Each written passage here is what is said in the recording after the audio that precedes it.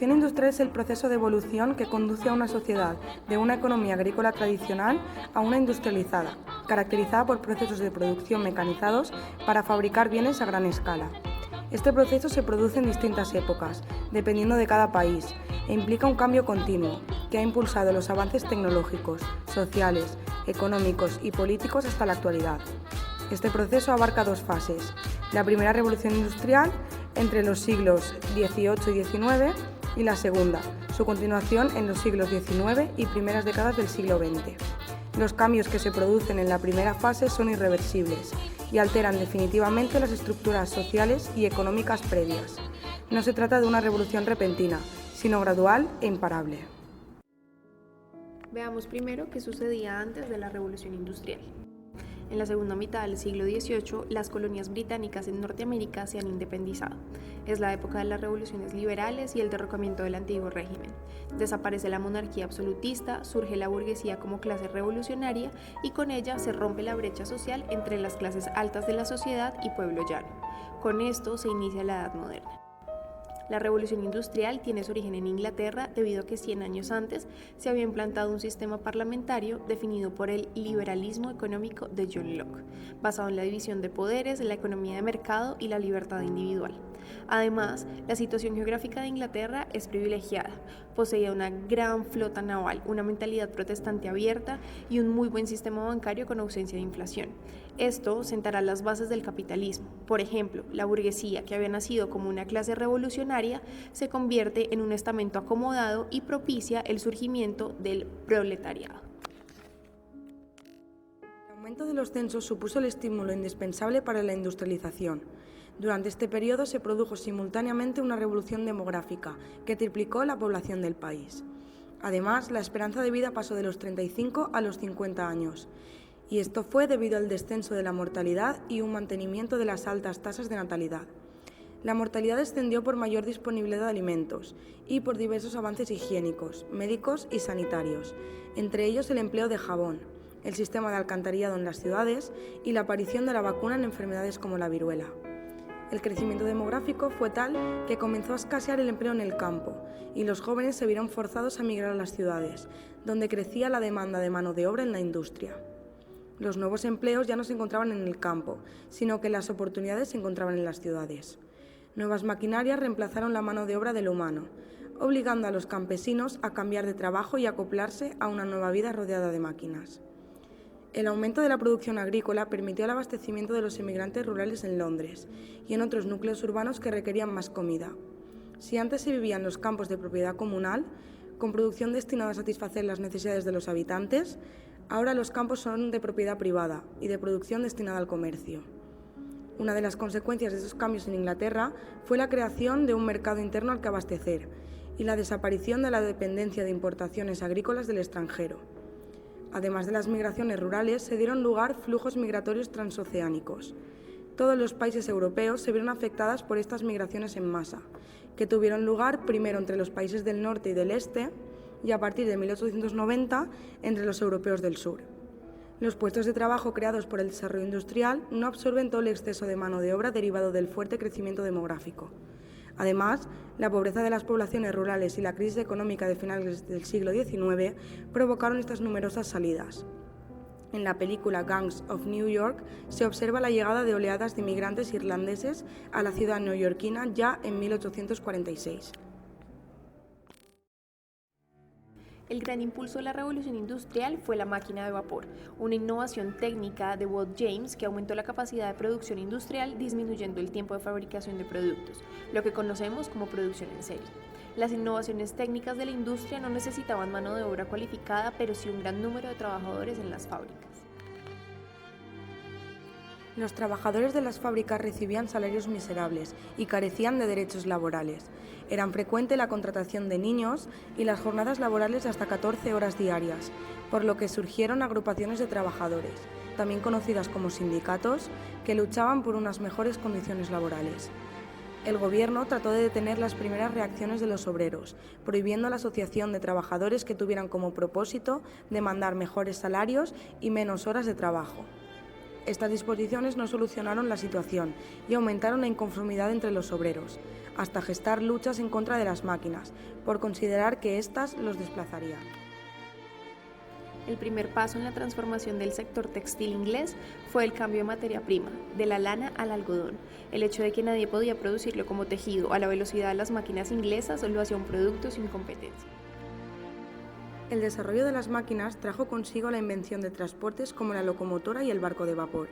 La primera supuso un gran avance en la categoría de los transportes, ya que antes de aparecer la población utilizaba carros tirados por caballos, los cuales no podían transportar grandes pesos.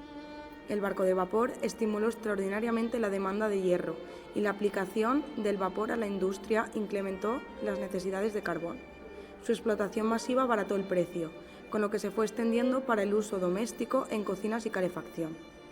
El ferrocarril fue clave en el desarrollo de los acontecimientos de la Revolución Industrial. Aunque en un principio estaba pensado únicamente para llevar mercancías, los inversores descubren que el transporte de pasajeros es enormemente rentable. Los tendidos de vías férreas se extendieron por todas partes, especialmente en Inglaterra. Fue a partir de la década de 1820 cuando el ferrocarril y el barco de vapor saltaron a los Estados Unidos. En la película de DreamWorks Spirit, la construcción y ampliación de la red ferroviaria por el país norteamericano se ve reflejada constantemente, donde los caballos, protagonistas de la película, son fundamentales para su construcción.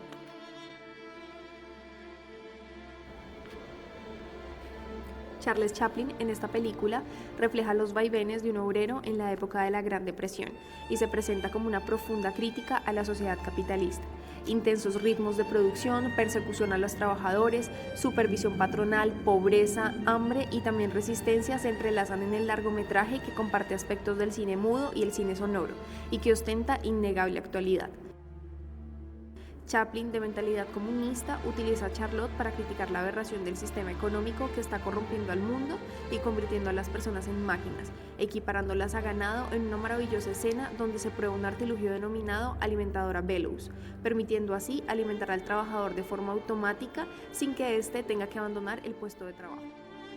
Al estrés laboral se unen las huelgas de trabajadores reivindicando sus derechos y el hambre que pasan algunas familias.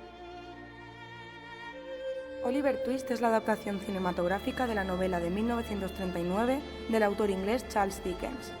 Oliver es un niño huérfano que pasa sus primeros años en el orfanato, donde al igual que el resto de niños, realiza trabajos forzosos en una fábrica de producción en cadena, muy usual durante la Revolución Industrial, donde se comenzaba a trabajar en la temprana infancia continuadamente hasta la propia vejez. Sufriendo hambre continuamente, los niños del orfanato deciden entonces quién de ellos pedirá más comida, y Oliver resulta ser el elegido. En la cena de esa noche, después de su ración normal, se dirige al director del orfanato y le pide más comida. Debido a este episodio, es expulsado y finalmente decidirá escapar a Londres. La película trata varios males sociales de la época, tales como el trabajo forzoso y la pobreza infantil. Londres es descrito como una sucesión de laberínticas calles y callejones, patios por los que Oliver es arrastrado y en los que percibe la pobreza, la suciedad o la delincuencia de la época. Describe a la perfección el surgimiento de los núcleos urbanos derivados del éxodo rural, pues Londres se vio obligada a crecer y a ampliar su residencia para acoger a todos los emigrantes del campo que buscaban una nueva vida en la ciudad. Un drama histórico que relata la vida de Dines, un sacerdote católico que luchó por los derechos de los trabajadores y obreros. Esta película retrata las múltiples muertes en niños y adultos causadas por las largas jornadas de trabajo, el frío y el hambre. Es el auge del sistema capitalista donde los obreros son explotados por un puñado de ricos que solo ansían más y más riqueza.